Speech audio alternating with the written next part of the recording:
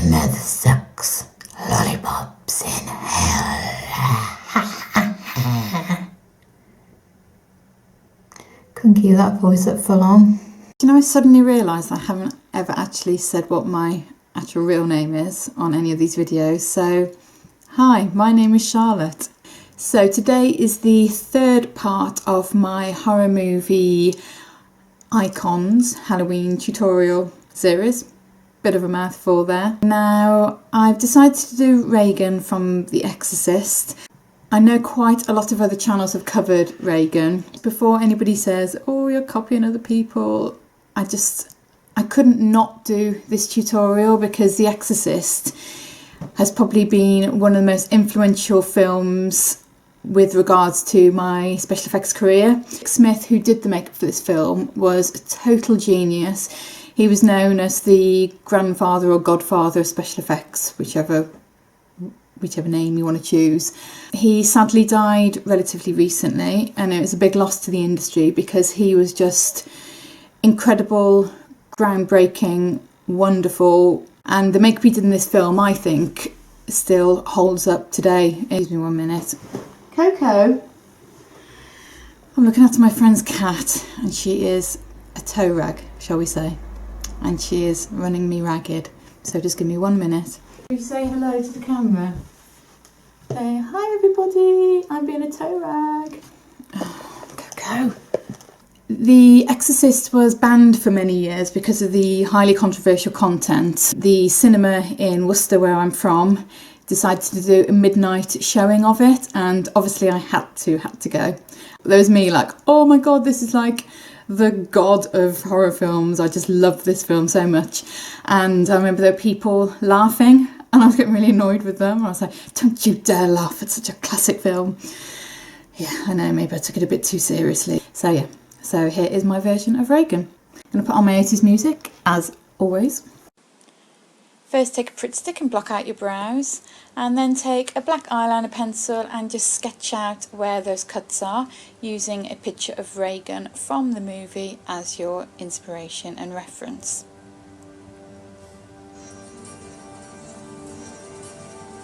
Then take some Ben 9 Nose and Scar wax or any other brand of wax and some Pros-Aid adhesive, and using a damp cotton bud just spread the Pros-Aid adhesive over the cut and dry it off. Then take some wax, roll it into a sausage shape, and then just stick that into place over the Pros-Aid.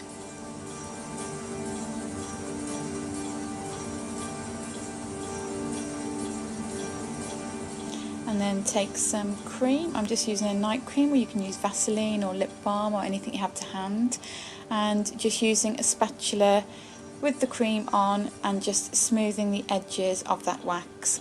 Now, wax can be a little bit fiddly, in fact it's very fiddly, and you might find that it comes away even with the glue underneath, and you'll find that you have to do a lot of smoothing and a lot of fiddling around with it. I would advise that if you're going to do a look like this for Halloween, that you have a bit of a practice first and just get used to the feel of the wax and how difficult it can be to use.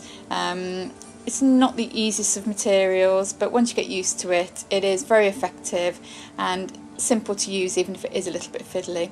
Now I'm just taking the spatula and just dragging that through the wax to create the cut. I probably in hindsight should have used something with a slightly sharper edge to it, although obviously be very, very careful that you don't cut your skin. When I say sharper edge, I mean a sharper point rather than a sharper edge itself. And once you have created the cut, you may find that you just need to smooth back those edges again, because little bits might sort of pull away from the skin. And then just repeat the whole thing just for the rest of the face and the rest of the cuts.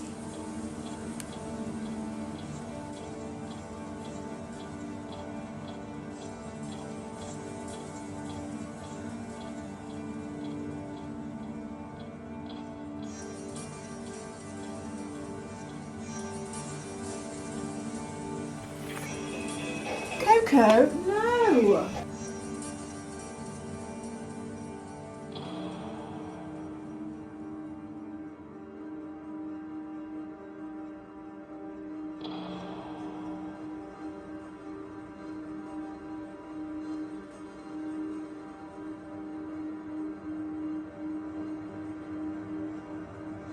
Coco, no! I'm shutting you out.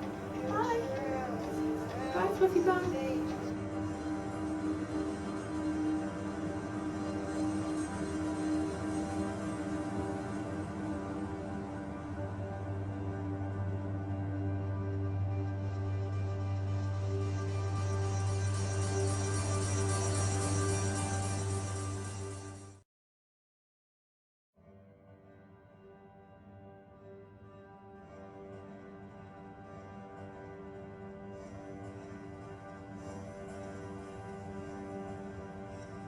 Now take some liquid latex and stipple very thin layers on with a sponge just to set the wax.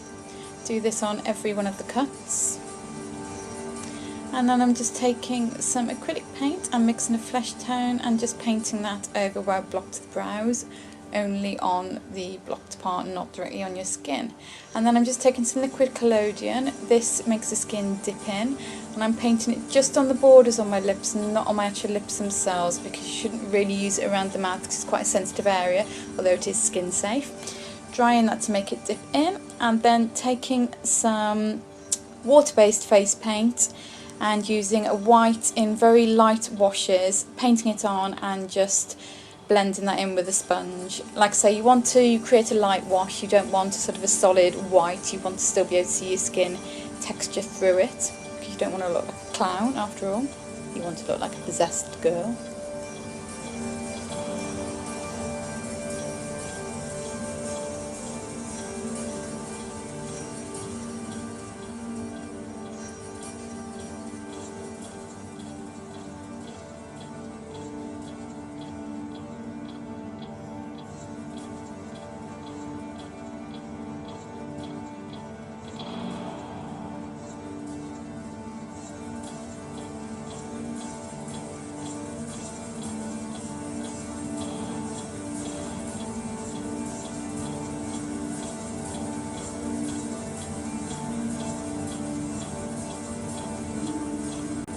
Now taking a couple of different colours of that same water-based paint, a blue and a purpley colour, mixing those together and then just stippling those into areas with a sponge just to make the skin look a bit sort of decayed and nasty. You want to stipple these layers quite lightly, you don't want anything too solid. Now take a deep red and just paint the insides of those cuts with quite a small firm brush.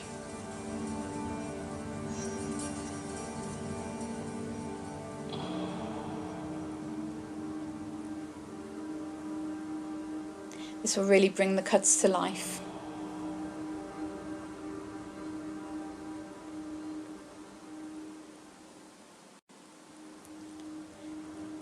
Now just taking another of the dark shades out of the palette and painting around the eyes just to make them look all dark and sunken. It's sort of a dark purpley shade, and I'm just kind of blending that with a sponge, as you can see.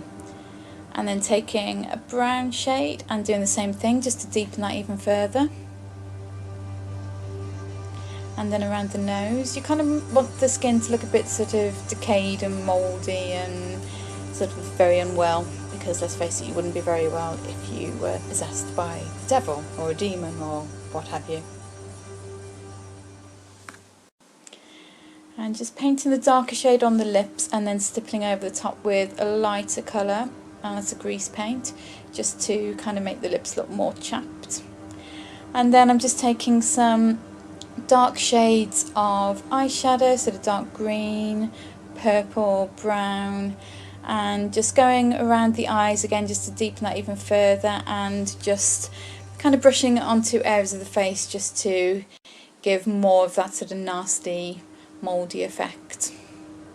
You can kind of really go to town with this and just do what you want to do, but obviously, like I say, use the picture of Regan as inspiration and reference, and then just stippling some BB cream over just to knock that colour back a bit so it looks like it's within the skin rather than on it, and doing the same with a little bit of goth white just to lighten some of the areas. And then just taking a brush and just darkening around the eyes with a bit more of that dark eyeshadow, and then just using some dark eyeshadow inside those cuts just to deepen them a little bit more.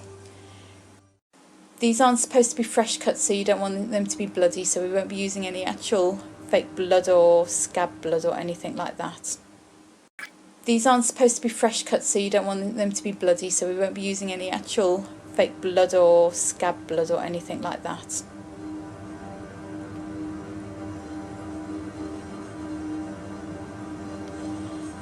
And just kind of refine the look just till you get it exactly how you want it to look. You can use a little bit of your normal foundation just to knock certain areas back. If they're a little bit too dark or you want to blend into the skin a bit more, which is what I'm doing here.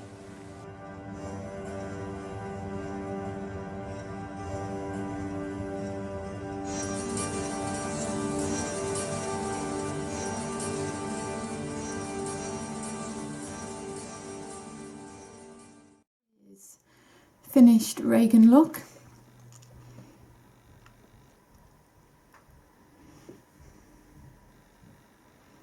But yeah, I'm pretty pleased overall with how it came out.